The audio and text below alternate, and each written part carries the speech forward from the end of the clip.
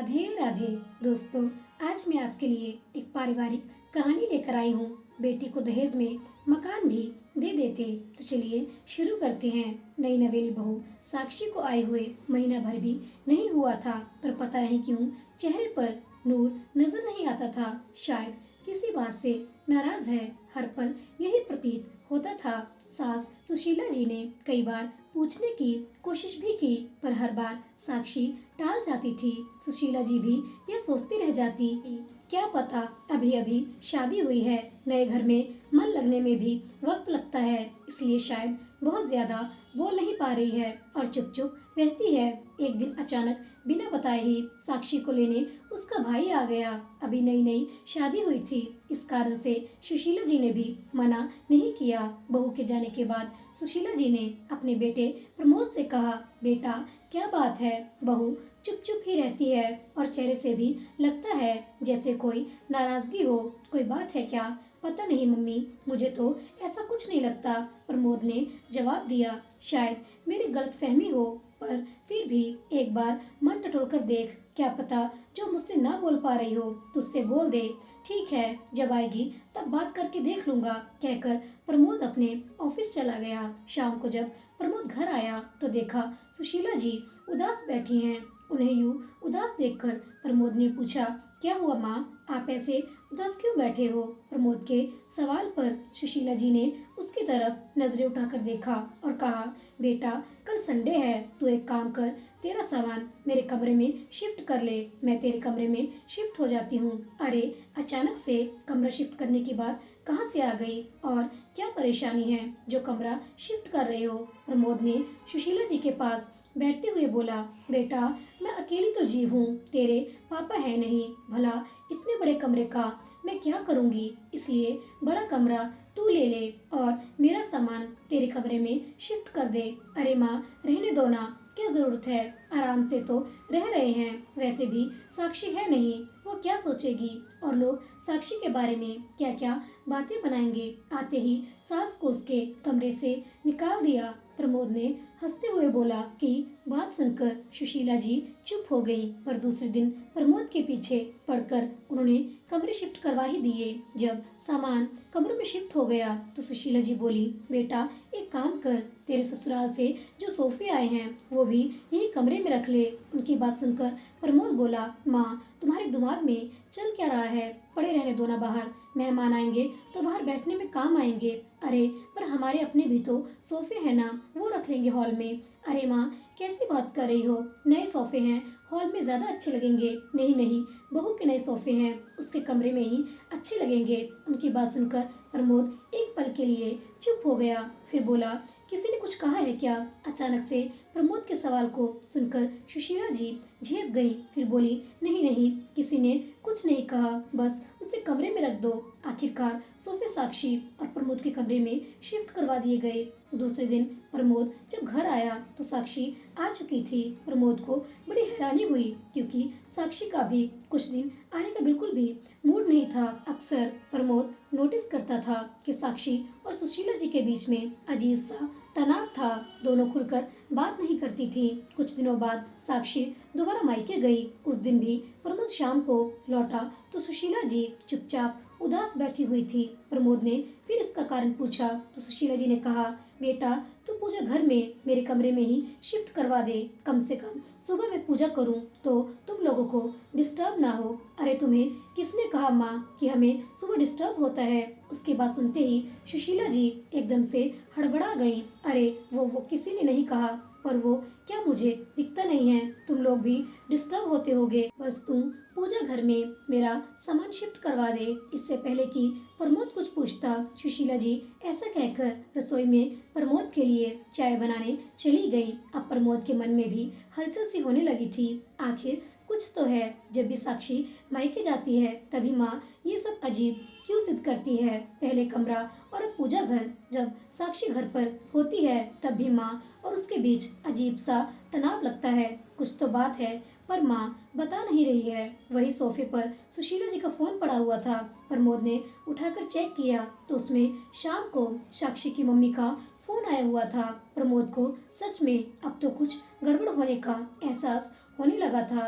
उसने दोबारा सुशीला जी से पूछा भी, पर वो टाल गई। आखिरकार उनकी जिद के कारण प्रमोद को पूजा घर में उनका सामान शिफ्ट करना ही पड़ा। और दूसरे दिन प्रमोद जब घर लौटा तो वाकई को देखकर हैरान रह गया कि साक्षी मायके से आ गई है। पर जब माँ ही नहीं बताना चाहती तो आखिर प्रमोद किससे पूछे। साक्षी से बात की तो उसने सिर्फ इतना ही कहा, अब माँ की इच्छा कि वो क्या करना चाहती है मैं क्या कहूँ। इसके आगे प्रमोद भी कुछ न कह सका, पर शक का कीड़ा तो दिमाग में बैठ गया था। आखिर उसका शक यकीन में तब बदल गया जब कुछ दिन बाद साक्षी वापस मायके गई। इस बार सुशीला जी ने प्रमोद से साक्षी के दहेज में आया हुआ टीवी साक्षी के कमरे में लगाने को कहा। इस बार प्रमोद बिगड़ गया। ये क्या है माँ, आखिर ये क्या लगा रखा है आपने? जब भी साक्षी मायके जाती है आप बस यही बात करने लग जाती हो, इसको यहाँ सेट करो, उसको वहाँ सेट करो। आखिर चल क्या रहा है आपके मन में, बताते क्यों नहीं हो आप? प्रमोद की इस तरह चिल्लाते हुए देखकर सुशीला जी की आंखों में आंसू आ गए और वह लगभग रोते हुए बोली, बेटा मैं तो बस यही चाहती हूँ कि तुम दोनों खुश रहो। आखिर मेरी उम्र ही कितनी बची है, मेरे कारण तुम्हारा घर न बसे, मैं ऐसा कभी नहीं चाहूंगी। सुशीला जी की बात सुनकर प्रमोद हैरान हो गया। फिर बड़े प्यार से सुशीला जी से बोला, माँ सच सच बताओ हो क्या रहा है? रोते रोते सुशीला जी ने उसका हाथ पकड़कर कहा, बेटा पहले वादा कर तू मुझे छोड़कर नहीं जाएगा। मैं अकेली कैसे रहूंगी तेरे बिना? तेरे पापा भी नहीं हैं। भगवान के लिए मुझे वृद्ध आश्रम में भी मत छोड़ना बेटा। मैं तुम लोगों को परेशान नहीं करती हूँ, पता नहीं सब कुछ अपने आप हो जाता है। अरे माँ कैसी कैसी बातें कर रही हो, जो भी है खुलकर बताओ। और मैं क्यों छोड़कर जाने लगा आपको? मैं कहीं नहीं जा रहा, मैं बेटा हूँ आपका, आपके साथ ही रहूंगा। और कौन कह रहा है आपको कि मैं आपको वृद्ध आश्रम छोड़ने वाला हूँ? ये घर आपका है। जिस दिन आपको ऐसा लगे मुझे घर से निकाल देना। जब सुशीला जी को प्रदीप की बातों पर विश्वास हुआ तब जाकर सुशीला जी ने बोलना शुरू किया। याद है तुम्हारी शादी के बाद जब साक्षी का भाई उसे अचानक लेने आया था और वो मायके गई थी तो मुझे तो यही लगा था कि उसके मायके वालों को उसकी याद आ रही है। लेकिन उसके जाने के बाद साक्षी की माँ का फोन आया था, तब मुझे पता चला कि साक्षी ने ही उसे बुलाया था। समधन जी कह रही थी कि मैंने सारा दहेज अपनी बेटी और दामाद के इस्तेमाल के लिए दिया है, लेकिन आपने सारा सामान हॉल में रखवा दिया। सिर्फ एक पलंग, अलमारी और ड्रेसिंग उनके कमरे में रखकर आपने अपने कर्तव्य की इत्री कर ली। आपकी तो उम्र हो गई है, आप उस सामान को अपने पास रखकर क्या करेंगी? लेकिन कम से कम बच्चों की इच्छाओं का तो सम्मान कीजिए। अब तो मेरी बेटी उस घर में तभी आएगी जब उसके कमरे में ये सारा सामान सजेगा। अब तू ही बता बेटा कि तेरे उस छोटे से कमरे में सारा सामान कैसे आता? इसलिए मैंने तुझसे कहा कि मेरा सामान तेरे कमरे में शिफ्ट कर दे और तू मेरा कमरा ले ले। कम से कम बहू का दहेज का सामान तो आ ही जाएगा। लेकिन जब साक्षी दूसरी बार मायके गई तब भी मुझे यही लगा कि उसे अपने माता पिता की याद आ रही है, लेकिन यह भी मेरी गलतफहमी ही साबित हुई। साक्षी वहां पहुंची कि थोड़ी देर बाद में ही उसकी माँ का फोन आ गया। कहने लगी कि साक्षी को मेरे कारण अपनी गृहस्थी बसाने में बहुत दिक्कत होती है। बेचारी उनकी बेटी कुछ कह नहीं पाती और आपका बेटा आपका लिहाज कर जाता है। इसका मतलब यह नहीं कि आप उनका जीना दुश्वार करके रखो। आप तो सुबह सुबह अपने पूजा पाठ करने बैठ जाती हो, लेकिन मेरी बेटी की तो नींद खराब होती है। देखिए समधन जी, समझाना मेरा फर्ज है। आप तो अभी अभी नई सास बनी हैं, पर मुझे तो दो दो बहुएं रखने का तजुर्बा है। बाकी आपकी मर्जी। अब समधन जी ने तुम्हारा ही नाम ले लिया था तो मुझे लगा कि तुम्हारी भी इसमें रजामंदी है, इसलिए मैंने पूजा घर भी अपने कमरे में शिफ्ट करवा लिया। लेकिन आज सिर्फ एक एलईडी के लिए उन्होंने मुझे कितना कुछ सुना दिया। कहते कहते सुशीला जी जोर जोर से रोने लगी। प्रदीप खूब देर तक तो माँ को चुप कराने की कोशिश करता रहा। जब वे चुप नहीं हुई तो प्रदीप उठकर रसोई में गया और पानी का गिलास भरकर ले आया और सुशीला जी को देखकर चुप कराते हुए बोला, क्या कहा माँ? उन लोगों ने मुझे सब कुछ बताओ, मैं भी तो देखूं कौन किस हद तक जा सकता है। आखिर सुशीला जी थोड़ी तसल्ली रखकर बोली, समधन जी कह रही थी कि इस उम्र में क्या मोह माया के चक्कर में पड़ी हो। मैंने एलईडी मेरे बेटी के दहेज में यह सोचकर दी थी कि मेरी बेटी दामाद एलईडी पर अपने कमरे में आराम से मूवी देखेंगे।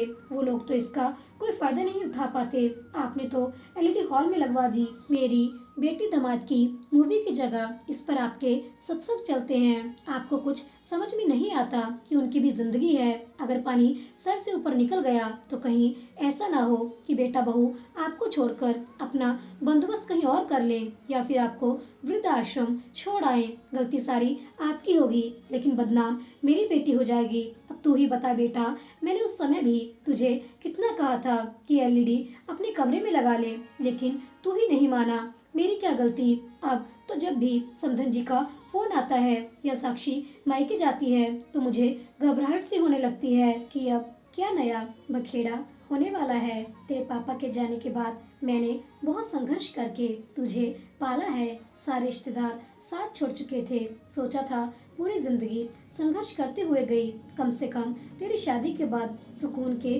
कुछ पल जी लूंगी। पर सच कहूँ तो अब मुझे बहुत डर लगता है। कहते कहते सुशीला जी के हाथ कांपने लगे थे और जीभ लड़खड़ाने लगी थी। ये देखकर प्रदीप को अपनी माँ पर तरस तो साक्षी और उसकी माँ पर बहुत गुस्सा आ रहा था। क्या हालत कर दी उन लोगों ने मेरी माँ की। जैसे तैसे अपने गुस्से को कंट्रोल करते हुए प्रदीप सुशीला जी को हिम्मत देते हुए बोला, माँ आपको मुझ पर बिल्कुल भी भरोसा नहीं था क्या? आपको शुरुआत में ही मुझे सब बातें बोल देनी चाहिए थी ना। बेवजह परेशान होती रही आप। अगर शुरुआत में ही आप बोल देती तो उसका हल तभी तक निकल जाता। नहीं बेटा, ऐसी बात नहीं है। जिस तरह से समधन जी बातें करती थी मुझे लगता था कि शायद इसमें तेरी भी रजामंदी है।